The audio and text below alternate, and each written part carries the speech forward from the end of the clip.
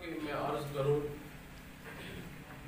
کہ ایک وہ بندہ ہے کہ جو بے نمازی ہے، نماز نہیں پڑھتا ہے، وہ گناہ اس کا اپنی جگہ ہے، مگر یہاں حال ایسا بن چکا ہے کہ جو نمازی ہے نماز بھی پڑھتا ہے مگر تنہائی میں جا کے وہ بھی گناہ کر رہا ہے۔ نماز کے اوقات میں مسجد میں بھی آتا ہے، بد نظری وہ بھی کر رہا ہے، بازار میں جاتا ہے نگاہ اس کی بھی پاک نہیں ہے، تنہائی میں جاتا ہے موبائل اس کا بھی پاک نہیں ہے۔ اب آپ مجھے بتائیں کہ جب من حیث القوم ہماری یہ حالت ہو جائے گی تو پھر کرونا نہیں آئے گا تو اور کیا ہوگا؟ اللہ فرماتے ہیں لو ان اہل القری آمنوا واتقوا لفتحنا علیہم برکات من السماء والارض، اگر یہ دیسوں بستیوں والے ایمان لاتے اور گناہوں سے بچ کے زندگی گزارتے، اللہ فرماتے ہیں ہم ان کے اوپر زمین و آسمان کی برکتوں کے دروازے کھول دیتے، مگر یہاں حال ایسا ہوا ہے کہ اب کوئی لمحہ ایسا نہیں ہے کہ جو گناہ سے خالی معاذ اللہ جا رہا، اور اس سے بڑی کیا مصیبت ہوگی۔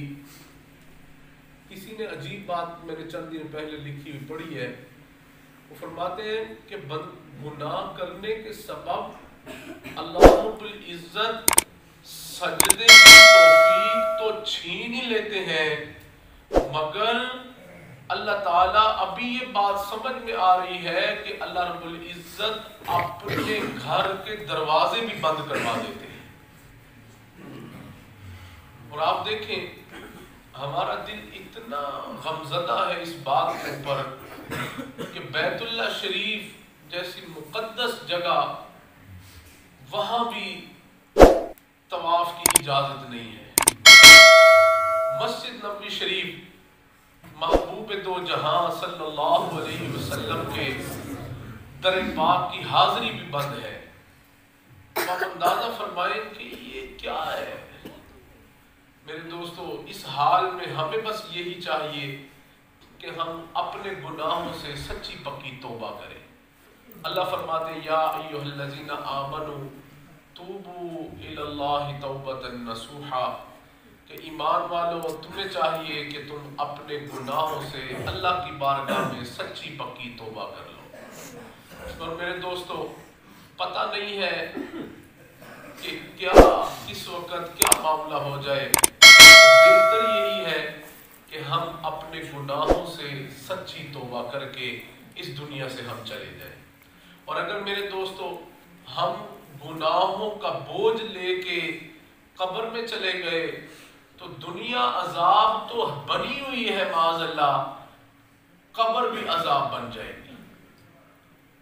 چند مہینے پہلے ایک ساتھی نے مجھے ایک واٹس ایپ پہ ویڈیو بھیجی، 2-4 دن کی تازی قبر تھی مگر اس کے اندر سے سینکڑوں کے حساب سے کیڑے باہر آ رہے تھے۔